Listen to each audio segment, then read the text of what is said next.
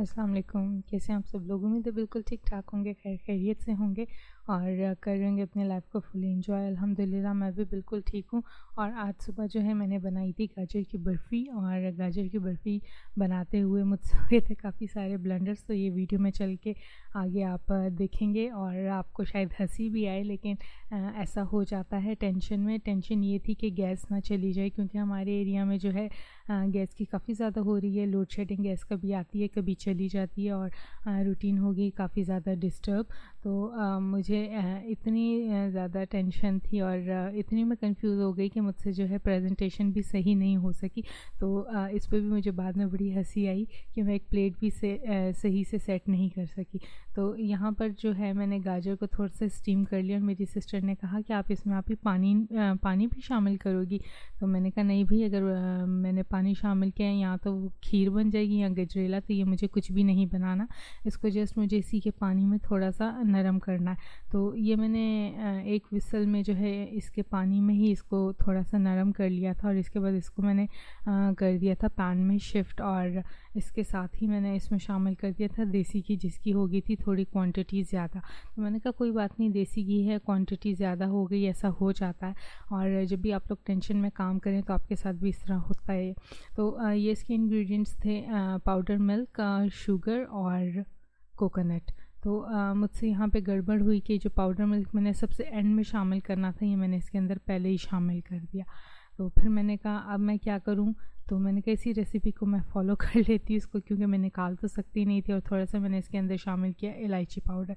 अब यहाँ पर ये 2 स्टेप्स जो थे ये एंड के स्टेप्स थे, और मुझे यहाँ पर जो है लिक्विड मिल्क शामिल करना था, जिसकी जगह जो है मैं ऑलरेडी पाउडर मिल्क शामिल कर चुकी थी। और ये एंड का स्टेप था जो कि बाइंडिंग के लिए होता है। तो अगर आप लोग ये रेसिपी देख रहे हैं तो प्लीज़ आप इस तरह मत कीजिएगा, आप जो है पाउडर मिल्क एंड में ही शामिल करें।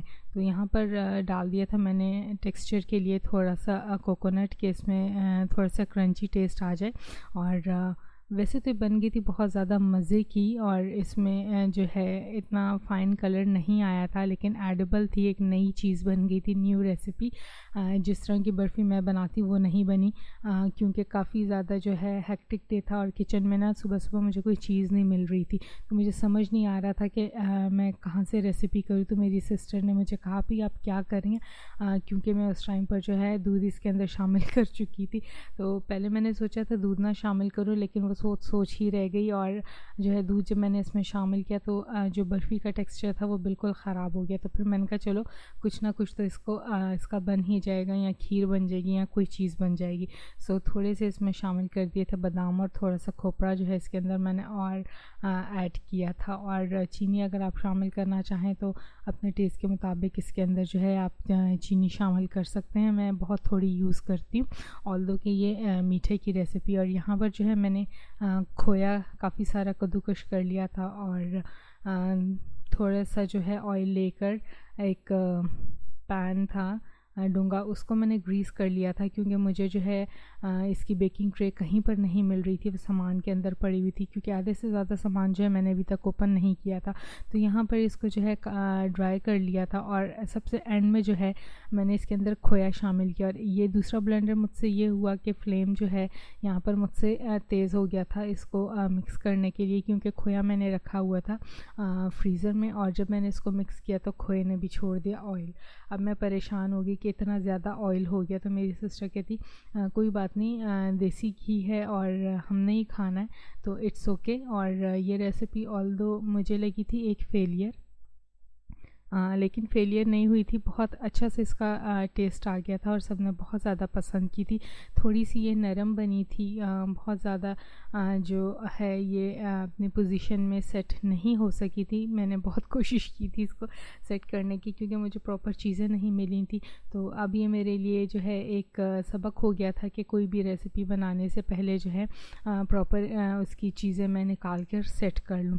तो ये रेसिपी आप लोग अगर ट्राई करना चाहते हैं तो प्रॉपर स्टेप फॉलो करें, और पाउडर मिल्क जो है वो आप एंड में इसमें शामिल करें। बहरहाल सब ने बहुत इन्जॉय किया था, और मुझे ख़ुद पे बहुत हंसी आई थी। मेरी सिस्टर कह रही थी आप ही अब आपको क्या हो गया कि आपसे जो है ब्लंडर्स होते हैं। खैर सबसे ब्लंडर्स होते हैं। तो यहाँ चाहूँगी आपसे इजाज़त, अपना बहुत सारा ख्याल रखिएगा, तब तक के लिए अल्लाह निगहबान।